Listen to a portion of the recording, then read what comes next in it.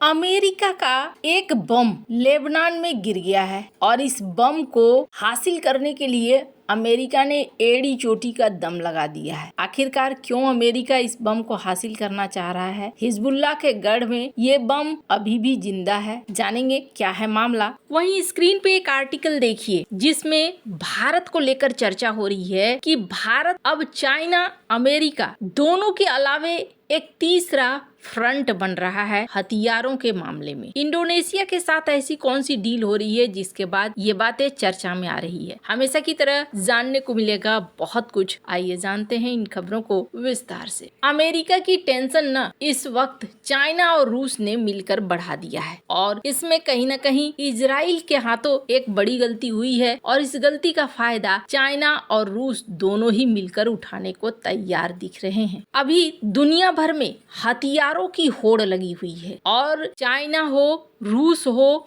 America हो, France हो, ये चार दिग्गज देश हैं जिन्हें माना जाता है कि ये हथियारों को खूब बेचते हैं और इसमें अमेरिका टॉप पर आता है। अमेरिका टॉप पर इसलिए आता है क्योंकि टेक्नोलॉजी उसकी काफी खास होती है, लेकिन टेक्नोलॉजी के साथ साथ अमेरिकी हथियार महंगे भी होते हैं, ये बात भी तय है। वहीं चाइना की अगर बात करें तो चाइना के हथियार सस्ते तो खूब होते हैं, लेकिन उनके साथ समस्या ये है कि उनके ऊपर यकीन नहीं किया जा सकता है, विश्वास नहीं किया जा सकता है। चलेगा कि नहीं चलेगा, चलेगा तो शाम तक, नहीं तो फिर चांद तक, ये वाला सीन है। चल गया तो बहुत अच्छा है, नहीं चला तो फिर बड़ी मुश्किल है। पर ऐसे में ना चुपके चुपके ही अब देखने को मिल रहा है कि भारत आगे बढ़ रहा है और ये ना दुनिया भर की मीडिया में खबरों में आ भी रहा है। स्क्रीन पर जो ये आर्टिकल देखे आपने, साउथ चाइना मॉर्निंग पोस्ट, इस आर्टिकल में ये कहा जा रहा है कि भारत अब बहुत तेजी से चाइना और अमेरिका के बीच में एक जगह खुद की बनाता हुआ दिख रहा है। वैसे तो भारत अपने डिफेंस एक्सपोर्ट को लगातार बढ़ा रहा है और ये भारत के लिए ना बहुत अच्छी बात है। आप जरा सोचिए, भारत कभी ऐसा था जो खरीदता था और आज वो भारत बन रहा है जो दुनिया भर को बेच रहा है और कई मीडिया हाउस को मिर्ची लगनी शुरू हो चुकी है।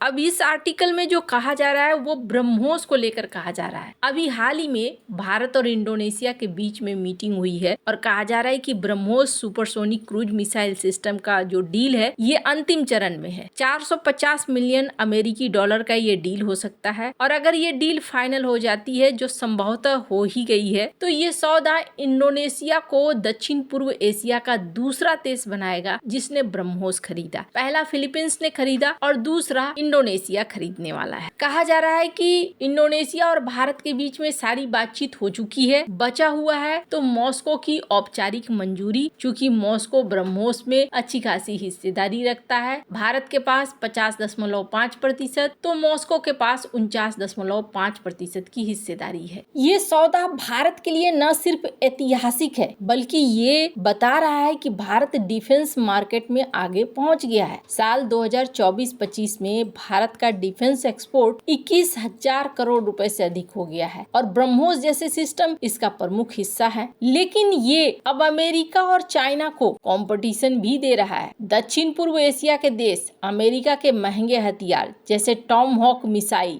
या चाइना के संदिग्ध स्रोतों वाले हथियार से बचना चाहते हैं। ऐसे में भारत का ब्रह्मोस सस्ता भी है, विश्वसनीय भी है, मेड इन इंडिया है, तो इन क्षेत्रीय देशों को एक तीसरा विकल्प दे रहा है। कहा जा रहा है कि ये सौदा फिर आसियान देशों को भी प्रेरित कर सकता है कि वो भारत से इन हथियारों को खरीदे। पर ये चाइना और अमेरिका दोनों के लिए एक संकेत है कि भारत भी डिफेंस का एक बड़ा खिलाड़ी बनकर उभर रहा है। दोनों देशों के बीच अगर बात करें, चाइना और अमेरिका के बीच में, तो ये कंपटीशन हाई लेवल का है। भारत तो अभी तुरंत उतरा ही है, चाइना और अमेरिका में असल कंपटीशन चल रहा है। स्क्रीन पर एक आर्टिकल देखिए, चाइना ने चुपके कई सारे ऐसे हथियार बना लिए हैं जिसे कहा जाता है घोस्ट फ्लीट। लेकिन एक बार फिर मैं यहाँ दोहराऊंगी, चाइना का कोई भी हथियार किसी भी युद्ध में सीधे नहीं गया है। जो जो इस आर्टिकल में लिखे गए हथियार हैं, फाइटर जेट हैं, ऐसे में ये कह पाना कि चाइना के हथियार सचमुच काम करेंगे कि नहीं करेंगे, ये बहुत मुश्किल है। पर अभी